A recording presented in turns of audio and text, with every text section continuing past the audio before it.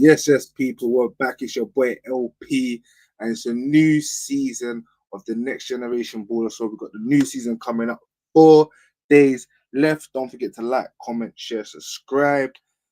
Thankful people. I know people have been waiting, people have been coming in, so take the time. So it's exciting to get back on it. Those you've been seeing me on TikTok, been out there on TikTok, so don't forget to follow on TikTok. Go look at my previous videos, the videos that I've been doing before. Go like them, big up the algorithm. But going into the new season, I'm going to be doing lots of stuff, going to be switching. So over the course, you're going to see a lot of changes, a lot of improvements, a lot of things moving, a lot of speedier. Gonzalez, so I've got a lot of things coming. But let's crack into it. The new season, the new 25-26 season, I'm going to be giving my predictions for the new season. Let me know what you lot think. Yeah, let me know what you think about my predictions. Let me know if I'm just chatting rubbish, if I've got wild takes, and you know how it is. At the end of the day, you can see what I've got on here. So, like, I'm one of these guys, I'll be honest. So I'm not going to come here and do this, like, Wahala stuff. Yeah, I'm going to be neutral, give my opinion.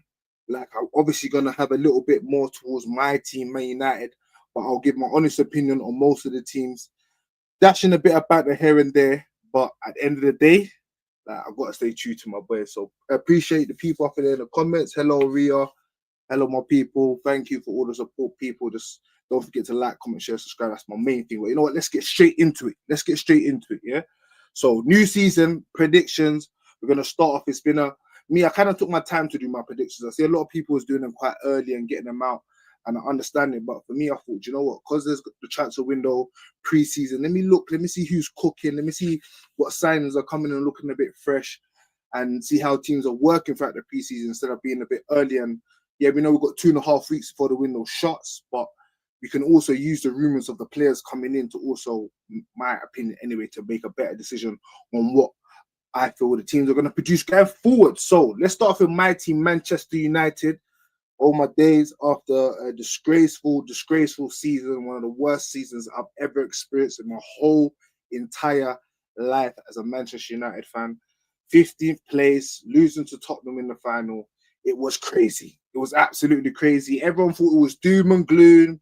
There was this in Sir Jim. There was this in Omar telling us that we're going all wrong. We've been a laughing stock. Everyone's been bantering us. But boy, oh boy, oh boy, what has happened over the summer? Over the summer has been crazy. We have been locked in. Yeah, locked in. First of all, we got in Cunha. That was nice and sharp. No one was expecting that one came in. Buemo, we had a bit of the delays. Everyone was doubting us. Are we going to go down the same route? Are we going to get it done? We got that done. And then out of nowhere, Sesko. And then now, we've got Baleba and Donnarumma rumors. It's looking a bit crazy. So for me, I thought that my team is going to have a much better season than we had last season.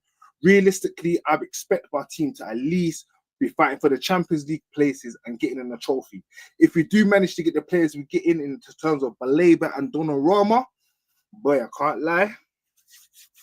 It's looking like a title charge. And me, I'm one of them guys. I'm optimistic, man. Like, I'm just an optimistic guy. I'm not gonna sit here and cry every day about my manager, cry about him not doing this, crying about the owners. I thought that's important that man show optimism to our team, to our players, and have faith in what we're doing moving forward. And for me, I have faith. When we got Omar Barada in, his work at Man City, Sir Jim, a fan of Man United, and the manager that we got in Ruben Amorim, I was confident that we was going to have a very good window. And I told my mates before the start of the window that we're going to have a good window. Don't worry about Man United. We don't need Champions League. We're Manchester United. We do not need Champions League. We will get the players we need. And look, we've strengthened and we've looked much better over the course of the preseason. Yes, we still got a long way to go, but I feel over the course of the season, Manchester United and the players will gel and they will get time to flourish in that system. Because we've seen Cunha, he's done well in the preseason games. We've seen him Bremo. He's been building up his fitness, but especially in, I think it was the first game that he played, we saw the runs that he's been making inside, been crossing the ball a lot. We can see in the last game that he's actually, I think he's going to be one of Man United's corner kick takers, and his balls in there have been looking quite threatening, and Man United have been looking threatening in the air. So I think that's going to be vital for us moving forward. And like Ruben said in his press conference, Man United is going to be a team that is going to progress throughout the season. I feel that if we get a decent result in our first game against Arsenal, building that result moving forward, I feel that it's going to be vital for us for the rest of the season. For Man United, I expect us to be fighting for them Champions League places and go on a decent cup run. With the players that we got rumored to come in, there's also rumors of some players leaving. If I'm being totally honest, I do want Garnacho to stay. I do want Rasmus Højlund to stay. But if they do need to go and we do replace them, then I just have to get on with it. But I would love for them to stay because I feel that they will add value to the squad. Yes, they don't necessarily need to be starting, but it's important as a squad that everyone works together. And I feel that that's how you get the best out of everyone. When it says Dominic has been signed, it says rumors that he's interested in Man United, but he hasn't quite been signed yet. I feel that there is some discrepancies with Man United and getting some players off the wage bill in regards to Jadon Sancho, Anthony, and Garnacho. So I feel like Manchester United get one or two of them players off the wage book, then they can push through with the likes of Donnarumma and Baleba. But I do feel, as a Man United fan, I do feel they'll get that over the line. We've got 3 weeks left of the window. That's more than enough time to get him over the line. So I really think that Man United will get that one over the line. If we do sign Baleba and Donnarumma, it's a title charge, like I said. But for now, we'll stick to what it is, and I feel that definitely we should be fighting for a Champions League spot and going on a good cut run. Moving on to less on my team, because I can talk about Man United all day, but I'm going to move on to Arsenal. So Arsenal for me this season, boy, I'll be honest. For me, I'm very critical of Arsenal. I'm not going to sit here and do this like I said. I'm just going to be completely honest. This is one of my opinions. I feel that yes, Arsenal are a good team, but we talk about high standards, we talk about quality, we talk about trophies. When it comes to Arsenal, I don't get that vibe. I just from a kid until now, for me, it's always been a team that play good football and just there and thereabouts. This season, do I really see much difference? No, not really. If I'm being totally honest, I don't see much difference. Okay, they got a striker in, Gaio. He looks Gokares. He looks quite decent. Signed from Sporting Lisbon. Can he transfer what he does into the league? If I'm being honest, in his preseason game, he did look quite good. In the second preseason game, in his first preseason game, it was quite shaky. But for me, it's about the fear. And most importantly, I don't think Arsenal bring that fear to a lot of clubs. And especially with their fan base and how they are. We saw against them in big games against Champions League and how they struggled. Oh, wait, it's actually quite hot in there. Ooh, sweating. But how they struggled in the Champions League against PSG. I feel like with the fans, it's very, very important. Like we see with Manchester United and the fans and how they can liven up a game, how they can bring such fear to the opponent. And I feel that's one of the biggest things that Arsenal are struggling with to go over the line. Their fans need to be more passionate and more focused on the job of winning that trophy. Not to be too critical, not to be too harsh on the players that they got, but actually pushing them. And when they're actually playing them games, because there's a lot of games that I've watched in Arsenal, recent games, in big games, where we all know as fans, like when you're watching a game, it's about the momentum, the feeling of the game, and the passion and the overriding. And sometimes the fans are the ones that push that player that little inch further to go and get that goal or to get that slide tackle. And for me, I feel like that's what Arsenal's missing. And that component for me comes from the fans. So how do I feel like they will do this season? If I'm being honest, I feel like they will have a decent season in their standard, but I don't think they're going to win the trophy. I think the trophy is going to be either between Liverpool, and then we can either put in Man City. I won't completely write them off. Of course, they have a chance to win it, but I feel that it's not going to be. We're not going to see Arsenal win the league like we saw Liverpool win the league last season, or we've seen Man City win the league the seasons before, comfortably beating everybody and getting over the line. I do feel if Arsenal do manage to win the title this season, it's going to be a very big fight. And me personally, I don't think their fans have that capability of pushing over the line. So I feel like they will be fighting for Champions League spots. If they do manage to get some form over and have some luck on their way, they could be knocking on the door for the title. But I do expect Arsenal to be getting into the Champions League. When we look at the likes of Chelsea, because if I'm being honest, Chelsea's a very, very, very interesting prospect to me. Because I'll be honest, I've watched Chelsea closely. And the reason why I've watched Chelsea closely is simply because of their new model. This is a model that we haven't seen in football for in no time. It's very new with the 8-year contracts, the amount of players that they're signing. And at the start, I was very critical of it, and still I am, because when we talk about high standards and when we talk about big clubs. We expect them to be fighting for major honours, and Chelsea have been of the last recent years fighting for big major honours. But when we're talking about now Conference League and the Club World Cup, in my personal opinion, that's not what you should be getting for £2 billion. £2 billion, you should be getting Premier League and UCL titles. And this is the season where we're going to see if this model works. We're going to see if it works. So with Chelsea and a new model and the players that they brought in with lots of Pedro, Delap, Gittings, rumours that they're going to get Garnacho. They have a bit of issues in the defence area with Coyle getting injured. But we all know Palmer is their main man. Without Palmer, there's no Chelsea. And I feel like he's going to have a really good season.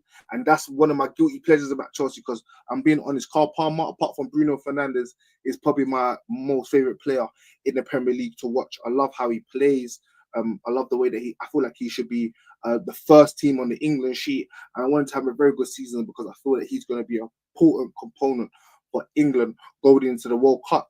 So how do I think Chelsea are going to do, considering everything that I've said? I do think Chelsea are going to struggle this season simply because last season, one of the things I noticed about Chelsea simply was that they had played one team. They basically had two teams, a team that was playing in the Premier League and a team that was playing in the Europa League.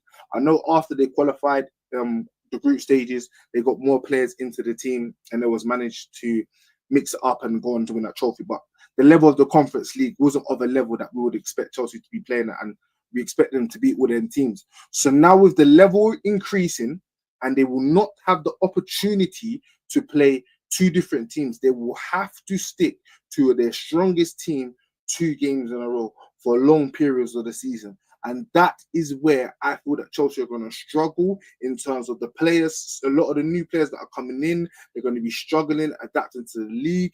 And then also this is going to affect them in the Champions League because, of course, Chelsea's going to want to do well in the Champions League. So the way I see it, it could work out 2 ways for Chelsea. It could either work out, they're going to have, in one of either the competitions, they're not going to do well. It's either going to be the Premier League or it's going to be the Champions League. But I feel one of the competitions, they're going to struggle in simply because of how the team is adapting and simply how the model is of new players coming in and out. And when you're competing at that high level, I think it's very important that you have that consistency.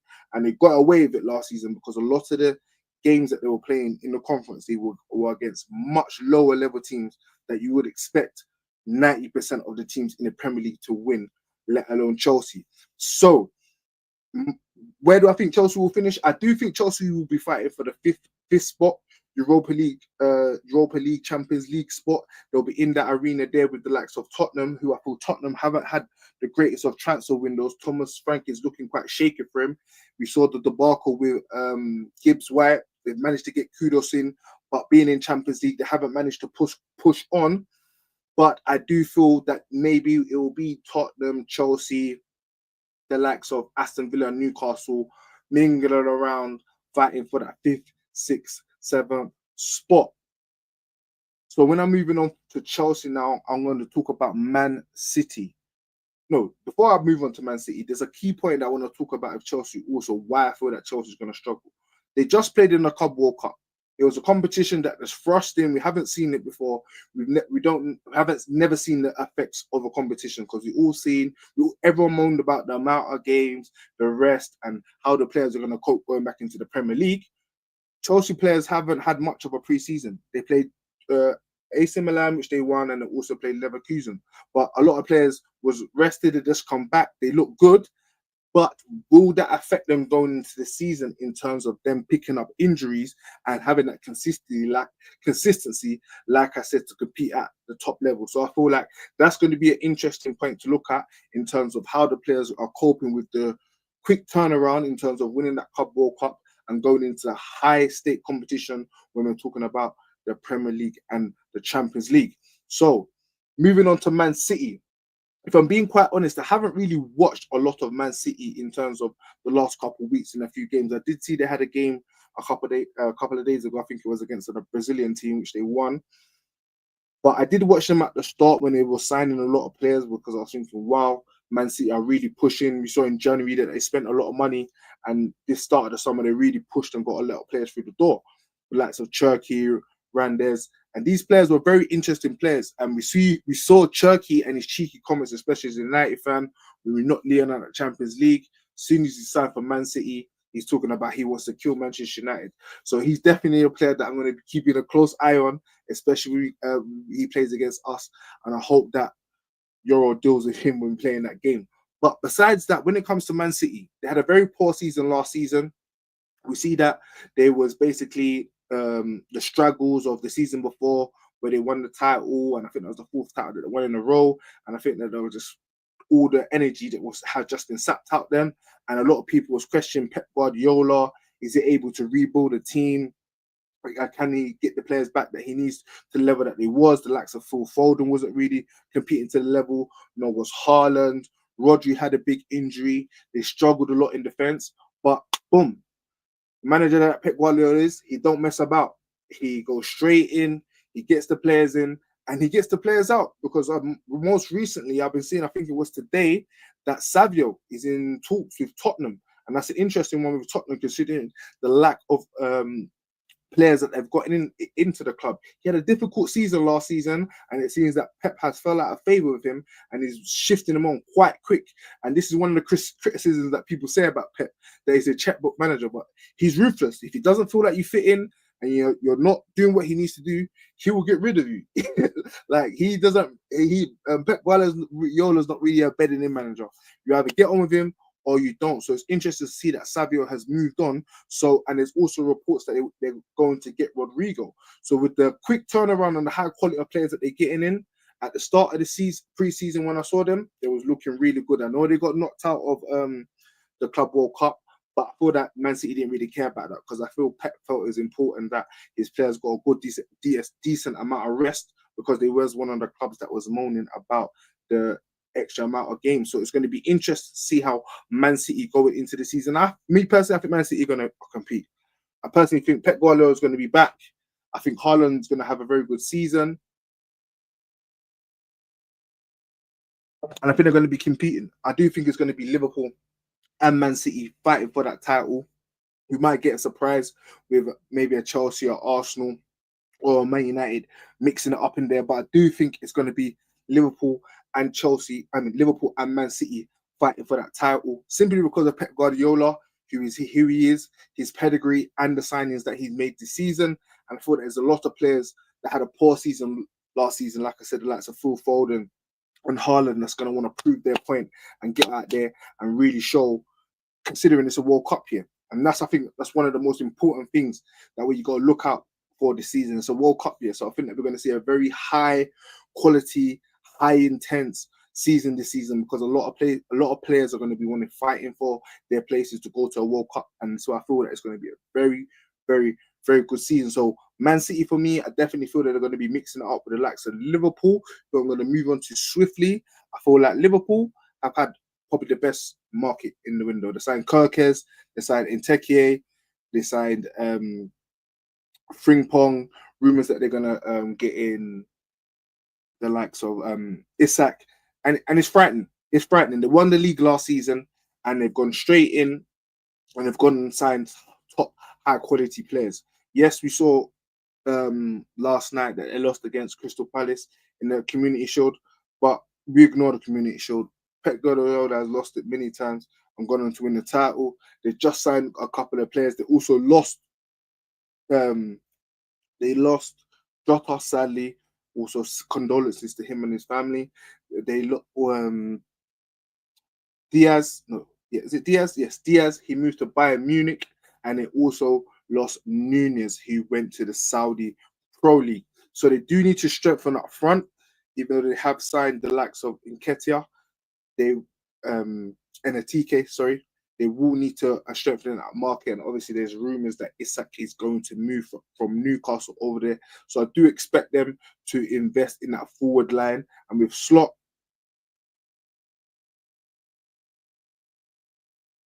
yeah, Manchester United do need a couple. The centre backs, I feel like with centre backs, we was all right last season. We didn't concede a lot of goals, and I feel like we need to score a lot of goals. We scored 44 goals last season, and 60 plus goals puts us back into the top four.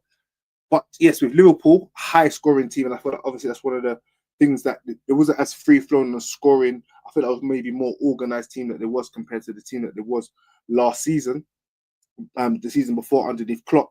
But with the likes of Salah, the likes of Jota, who sadly passed away, Diaz, and also Nunes, who is a hassle up front. Maybe not might not get a lot of goals, but he does cause a lot of problems. So Liverpool had a lot of a Gakpo, also a very important player that I'm missing out, had a lot of firepower up front. So I feel like they want to replicate that by replacing the players that had left in the market, with Isak being one of them. So Liverpool for me is definitely one of the favourites going into the title.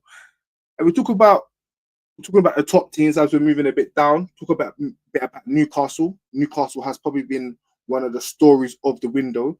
Maybe on a negative side, because a lot of players have rejected them. Like, it's actually crazy how much players have rejected them, considering they just won the first trophy in about 70 years, I think it was. They're back into the Champions League. You would have thought Saudi owners, they're really going to push on and kick on, considering they was in the Champions League 2 seasons ago, and they didn't do quite well. So I thought it was going to be a crazy window for Newcastle, but it's just been absolutely mad. They've been rejected by the likes of Guy, Embremo, Sesko.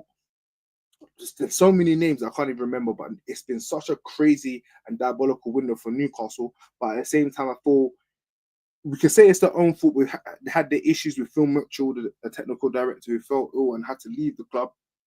But Newcastle should have acted quicker, got the ideas in, got the technical directors in, and got their targets in quicker. And maybe this is a key thing that a lot of people need to understand. And maybe I feel that a lot of people was running away with over the last couple of years, maybe considering how diabolical Manchester United, my club, was run.